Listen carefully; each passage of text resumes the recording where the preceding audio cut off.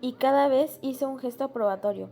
Estaba menos cohibido que en la visita anterior, pero ella lo estaba más porque no entendía la razón de aquel examen imprevisto, si él mismo había dicho que no volvería a menos que lo llamaran. Por alguna novedad, más aún, no quería volver a verlo jamás. Cuando terminó el examen, el médico guardó la espátula del maletín antiborrado de instrumentos y frascos de medicinas y cerró con un golpe seco. Está como una rosa recién nacida, dijo él. Gracias. Adiós, dijo él. Y citó mal a Santo Tomás. Recuerde que todo lo que es bueno, venga de donde viene, proviene del Espíritu Santo. ¿Le gusta la música? Lo preguntó con una sonrisa encantadora de un modo casual, pero ella no le respondió. ¿A qué viene la pregunta? Preguntó a su vez. La música es importante para la salud, dijo. Lo creía de veras, y ella iba a saber muy pronto y por el resto de su vida que el tema de la música era casi una fórmula mágica que él usaba para proponer una amistad, pero en aquel momento lo interpretó como una burla. Además, las dos amigas que habían fingido pintar mientras ellos conversaban en la ventana emitieron unas risitas de ratas y se taparon la cara con los bastidores, y esto acabó de ofuscar a Fermina Daza. Ciega de furia, cerró la ventana con un golpe seco. El médico, perplejo frente a los pasillos de encaje, trató de encontrar el camino del portón, pero se equivocó de rumbo, y en su turbación tropezó en la jaula de los cuervos perfumados. Estos lanzaron un chillido sórdido, aletearon asustados, y las tropas del médico quejaron impregnadas de fragancia de mujer. El trueno de la voz de Lorenzo Daza lo fijó en su sitio. Doctor, espéreme ahí. Lo había visto todo desde el piso alto que bajaba las escaleras abotonándose la camisa, hinchado y cárdeno, y todavía con las pastillas alborotadas por un mal sueño en la siesta. El médico intentó sobreponerse al bochorno. Le he dicho a su hija que está como una rosa.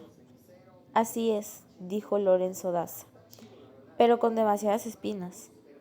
Pasó junto al doctor Urbino sin saludarlo, empujó las dos puertas de la ventana del costurero y le ordenó a la hija con un grito cerril. Ven a darle excusas al doctor. El médico trató de terciar para impedirlo, pero Lorenzo Daza no le prestó atención. Insistió. Apúrate. Ella miró a las amigas con una súplica recóndita de comprensión y le replicó a su padre que no tenía de qué excusarse, pues solo había cerrado la ventana para pedir que le siguiera entrando el sol. El doctor Urbino trató de dar por buenas sus razones, pero Lorenzo Daza persistió en la orden. Entonces Fermina Daza volvió a la ventana, pálida de rabia y adelantado de pie derecho mientras se alzaba la falda con la punta de los dedos. Le hizo al médico una reverencia teatral. Le doy mis más rendidas excusas, caballero, dijo. El doctor Juvenal Urbino la admitió de buen humor, haciendo con su sombrero de copa alta una gracia de mosquetero, pero no consiguió la sonrisa de piedad que esperaba. Lorenzo Daza lo invitó luego de tomar en la oficina un café de desagravio, y él aceptó complacido, para que no hubiera duda alguna de que no le quedaba en el alma ni un rescoldo de resentimiento. La verdad era que el doctor Juvenal Urbino no tomaba café, salvo una taza en ayunas. Tampoco tomaba alcohol, salvo una copa de vino en las comidas en ocasiones solemnes. Pero no solo se bebió el café que le ofreció Lorenzo Daza, sino que aceptó además una copa de anisado.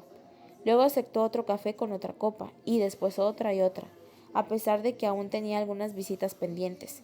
Al principio escuchó con atención la disculpa que Lorenzo Daza seguía dándole en nombre de su hija, a quien definió como una niña inteligente y seria, digna de un príncipe de aquí o de cualquier parte, y cuyo único defecto, según él, era su carácter de mula. Pero después de la segunda copa creyó oír la voz de Fermina Daza en el fondo del patio, y su imaginación se fue detrás de ella. La persiguió por la noche reciente de la casa mientras encendía las luces del corredor. Fumigaba los dormitorios con la bomba de insecticida. Destapaba en el fogón la olla de la sopa que iba a tomarse esa noche con su padre. Él y ella solos en la mesa, sin levantar la vista, sin sorber la sopa para no romper el encanto del rencor, hasta que él tuviera que rendirse y pedirle perdón por su rigor de esta tarde. El doctor Juvenal Urbino conoció bastante a las mujeres para darse cuenta de que Fermina Daza no pasaría por la oficina mientras él no se fuera, pero se demoraba de todos modos, porque sentía que el orgullo herido no lo dejaría vivir en paz después de las afrentas de esa tarde. Lorenzo Daza, ya casi borracho, no parecía notar su falta de atención, pues se bastaba de sí mismo con su verdad indomable. Hablaba a galope tendido, masticando la flor del tabaco apagado, tosiendo a gritos, esgarrado, acomodándose a duras penas en la poltrona giratoria cuyos resortes soltaban lamentos de animal en celo. Se había bebido 3 copas por cada una de su invitado, y solo hizo una pausa cuando se dio cuenta de que ya no se veía el uno al otro y se levantó a encender la lámpara. El doctor Juvenal Urbino lo miró de frente con la nueva luz. Vio que tenía un ojo torcido como el de un pescado y que sus palabras no correspondían al movimiento de los labios, y pensó que eran alucinaciones suyas por abusar del alcohol. Entonces se levantó con la sensación fascinante de que estaba dentro de un cuerpo que no era el suyo, sino de alguien que seguía sentado en el asiento donde él estaba y tuvo que hacer un gran esfuerzo para no perder la razón. Eran más de las 7 cuando salió de la oficina, perseguido por Lorenzo Daza. Había luna llena. El patio idealizado por el anís flotaba en el fondo de un acuario, y las jaulas cubiertas de trapos. Parecían fantasmas dormidos bajo el olor caliente de los azares nuevos. La ventana del costurero estaba abierta, y había una lámpara encendida en la mesa de labor, y los cuadros sin terminar estaban en los atriles como en una exposición. ¿Dónde estás que no estás?, dijo el doctor Rubino al pasar. Pero Fermina Daza no lo oyó. No podía oírlo, porque estaba llorando de rabia en el dormitorio, tirada boca abajo en la cama y esperando a su padre para cobrarle la humillación de esa tarde. El médico no renunciaba a la ilusión de despedirse de ella, pero Lorenzo Daza no lo supuso. Añoró la inocencia de su pulso, su lengua de gata, sus amígdalas tiernas, pero lo desalentó la idea de que ella no quería verlo jamás ni había que permitir que él lo intentara. Cuando Lorenzo Daza entró en el zaguán, los cuervos despiertos bajo las sábanas lanzaron un chillido fúnebre. «Te sacarán los ojos», dijo el médico en voz alta, pensando en ella, y Lorenzo Daza se volvió para preguntarle qué había dicho. «No fui yo», dijo él. «Fue el anís». Lorenzo Daza lo acompañó hasta el coche tratando de que recibiera el peso oro de la segunda visita, pero él no lo aceptó. Dio instrucciones correctas al cochero para que lo llevara a casa de los enfermeros que le faltaba por ver, y subió en el coche sin ayuda, pero empezó a sentirse mal con los saltos de las calles empedradas, así que le ordenó al cochero cambiar de rumbo. Se miró por un instante en el espejo del coche y vio que también su imagen seguía pensando en Fermina Daza. Se encogió de hombros. Por último soltó un eructo areñoso. Inclinó la cabeza contra el pecho y se quedó dormido, y en el sueño empezó a oír las campanas de duelo. Oyó primero las de la catedral y después las de toda la iglesia, una tras otra, hasta los tiestos rotos de San Julián el Hospitalario. «Mierda», murmuró dormido. Se durmieron los muertos. Su madre y sus hermanas estaban cenando café con leche y alojaban en la mesa de ceremonias el comedor grande. Cuando lo vieron aparecer en la puerta con el rostro transitado y todo el deshonrado por el perfume de las putas de los cuervos, la campana mayor de la catedral contigua resonaba en el estanque inmenso de la casa. Su madre preguntó alarmada dónde se había metido, pues lo habían buscado por todas partes para que atendiera el general Ignacio María, último nieto del marqués de Harris de la Vera, que había sido demolido esa tarde por una congestión cerebral. Era por él por quien doblaban las campanas. El doctor Juvenal Urbino escuchó a su madre sin oírla, agarrando el marco de la puerta, y después dio media vuelta tratando de llegar a su dormitorio, pero se fue de bruces con una explosión de vómitos de anís estrellado.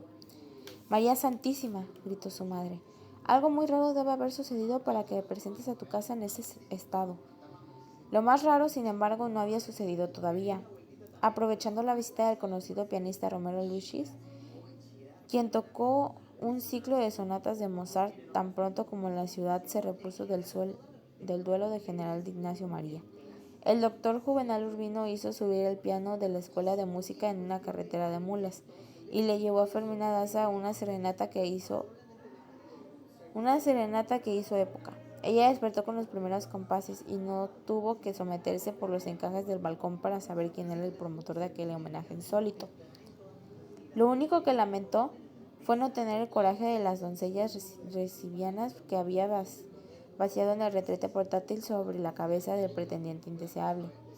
Lorenzo Daza, en cambio, veía el retrete portátil sobre la cabeza, se vistió deprisa en el transcurso de la serenata y al final hizo entrar en la sala de visitas al doctor Juvenal Urbino y al pianista, todavía ataviados con la ropa de etiqueta de concierto, y les agradeció la serenata con una copa de buen brandy. Fermina Daza se dio cuenta muy pronto de que su padre le estaba tratando de hablarle el corazón. Al siguiente día de la serenata le había dicho en un modo casual: imagínate cómo se sentiría tu madre si supiera que eres requerida por un urbino de la calle. Ella replicó en seco: se volvería a morir dentro del cajón. Las amigas que pintaban con ella le contaron que Lorenzo Daza había sido invitado a almorzar en el club social por el doctor Juvenal Urbino y que éste había sido objeto de una notificación severa por contrariar normas del reglamento. Solo entonces se enteró también de que su padre había solicitado varias veces su ingreso al club social y en otras había sido rechazado por una cantidad de bolas negras que no hacían posible su nueva tentativa. Pero Lorenzo Daza asimilaba las humillaciones con un hígado de buen cubero y seguía haciendo suertes de ingenio para concentrarse por casualidad con Juvenal Urbino, sin darse cuenta de que era Juvenal Urbino quien hacía más que lo posible por dejarse encontrar. A veces pasaban horas conversando en la oficina y en la casa permanecían mientras tanto como suspendían el margen del tiempo, porque Fermina Daza no permitía que nadie siguiera el curso de la vida mientras que él no se fuera. El café de la parroquia fue un buen puerto intermediario.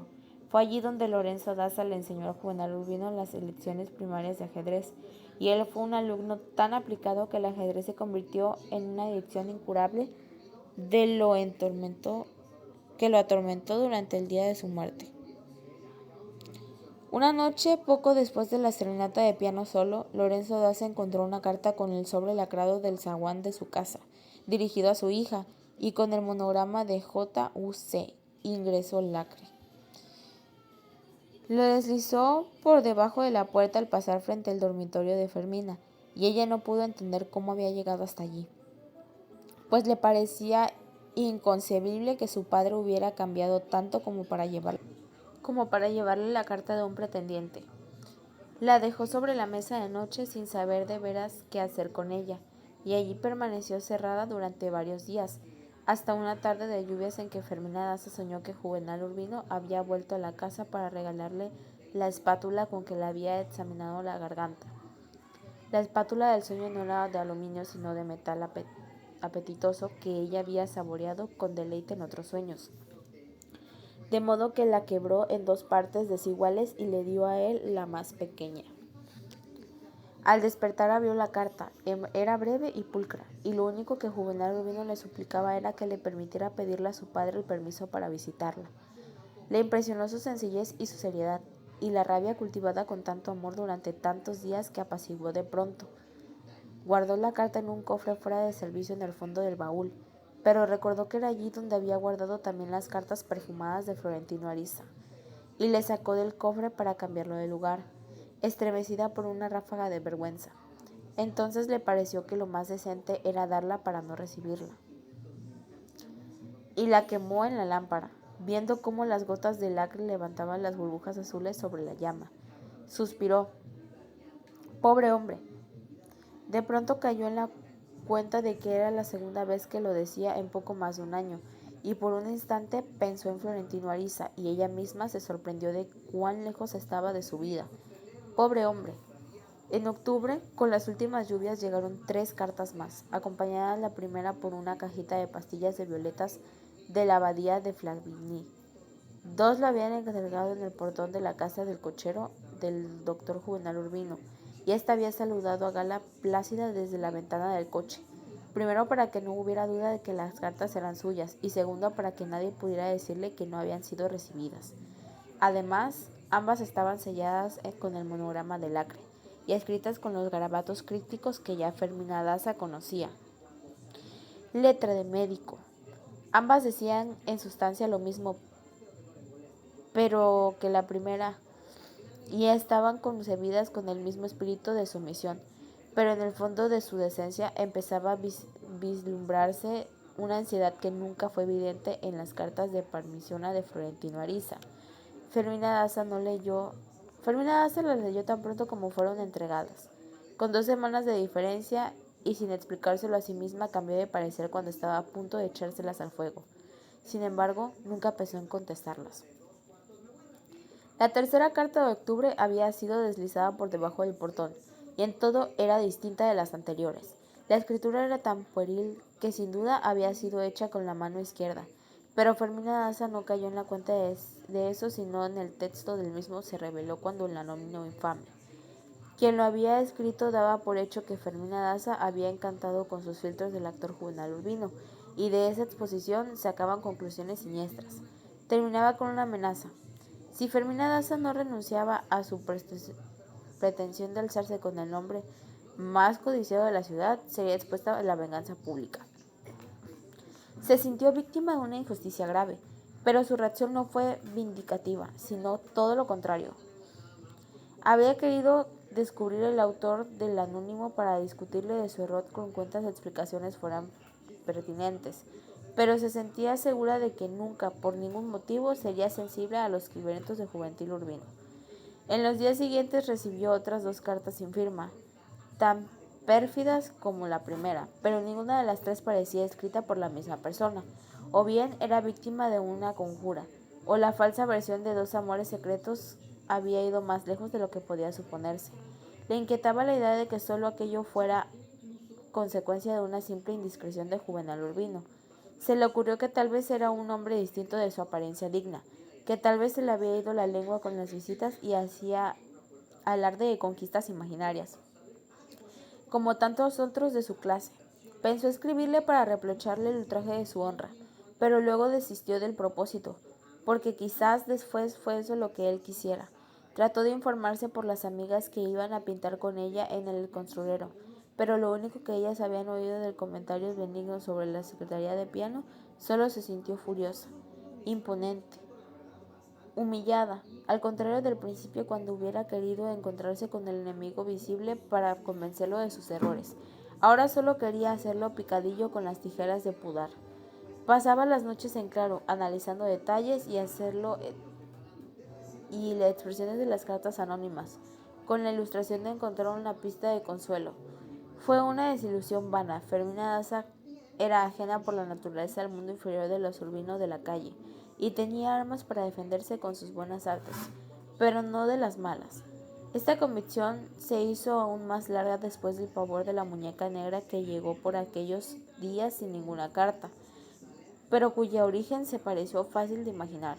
Solo el doctor Juvenal Urbino podía haberla mandado. Había sido comprada por la Martínica, de acuerdo con la etiqueta original, y llevaba un vestido primoroso y los cabellos rizados con filamentos de oro, y cerraba los ojos al ser acostada. A Fermina Daza le pareció tan divertida que sobrepuso a sus escrúpulos, y la acostaba en su almohada durante el día. Se acostumbró a dormir con ella. Al cabo de un tiempo, sin embargo, después de un sueño agotador, descubrió que la muñeca estaba creciendo. La preciosa ropa original que llegaba con ella le dejó de los muslos al descubierto, y los zapatos habían reventado por la presión de los pies. Fermina Daza había oído hablar de maleficios africanos, pero ninguno tan poderoso como ese.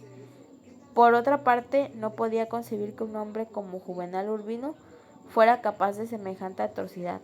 Tenía razón, la muñeca no había sido llevada por el cochero, sino por un vendedor de camarones ocasional, del cual nadie había podido dar una razón cierta. Tratando de descifrar el enigma, Fermina Daza no pensó por un momento en Florentino Eriza, cuya condición sombría le asustaba, pero la vida se encargó de convencerla de su error. Nunca se esclareció el misterio, y una simple evocación le causaba un estremecimiento de pavor hasta que mucho después de eso se casó y tuvo hijos, y se creyó la elegida del destino, la más feliz. La última tentativa del doctor Urbino fue la mediación de la hermana Franca de la Luz, superiora del colegio, de la presentación de la Santísima Virgen, que no podía negarse a la ciudad de solicitud de una familia que había favorecido a la comunidad desde que se estableció en las Américas. Apareció acompañada de una novicia de las 9 de la mañana, y ambas tuvieron que entretenerse media hora con las jaulas de pájaros mientras Fermina Daza terminaba de bañarse. Era una alemana viril con un acento metálico y una mirada imperativa que no tenían ninguna relación con los pasiones puriles. No había nada en este mundo que Fermina Daza odiara más que ella, y cuanto más tuviera que ver con ella, y el solo recuerdo de su falsa piedad que le causaba un reconocimiento de alacranes en las entrañas. Le bastó con reconocerla desde la puerta del baño para revivir de un golpe los suplicios del colegio, el sueño insoportable de la misa diaria, el terror de los exámenes, la diligencia servil de las novicias, la vida entera pervertida por el prisma de la nobleza del espíritu. La hermana franca de la luz, en cambio, le saludó con un júbilo que parecía sincero. Se sorprendió de cuánto había crecido y madurado, y alabado el juicio con el que llevaba su casa, el buen gusto del patio, el brasero de los azares. Le ordenó a la novicia que le esperara ahí, sin acercarse demasiado a los cuervos que en un descuido podían sacarle los ojos, y buscó un lugar apartado donde sentarse a conversar a solas con Fermín. Ella le invitó a la sala. Fue una visita breve y áspera. La hermana franca de la luz, sin perder el tiempo de preámbulos, le ofreció a Fermina Daza una rehabilitación honorable. La causa de la expulsión sería borrada no solo de los actos, sino de la memoria de la comunidad, y esto le permitiría terminar los estudios y obtener el diploma del bachiller en letras de Fermina Daza. Perpleja, quiso conocer el motivo. ¿Es la petición de alguien que lo merece todo y cuyo único anhelo es hacerte feliz? Dijo la monja. ¿Sabes quién es?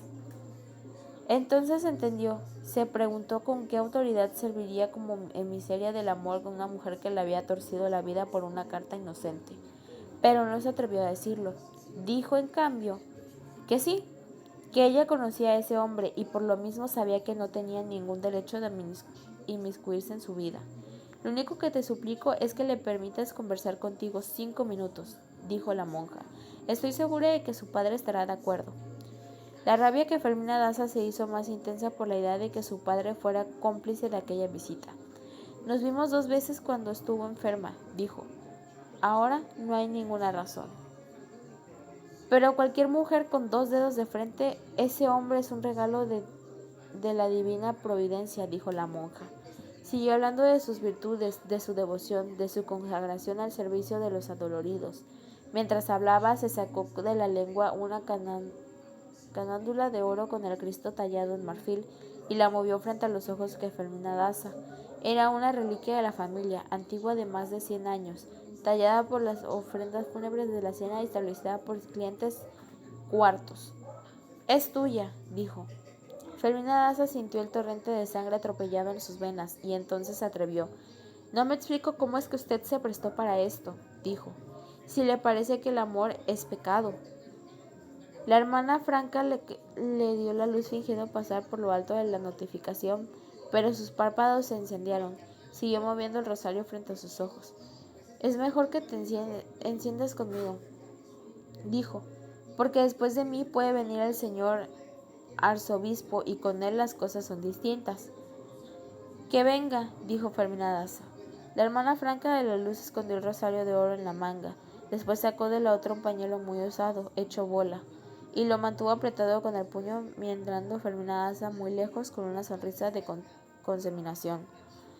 Pobre de mi hija, suspiró. Todavía sigue pensando en aquel hombre. Fermina Daza masticó la intendencia mirando a la monja sin parpadear. La miró fijo a los ojos sin hablar, masticando en silencio, hasta que vio con una complacencia infinita que sus ojos de hombre se anegaran la lágrima. La hermana de Francia que la luz se le acercó en una bola de pañuelo y se puso de pie. Bien dice tu padre que eres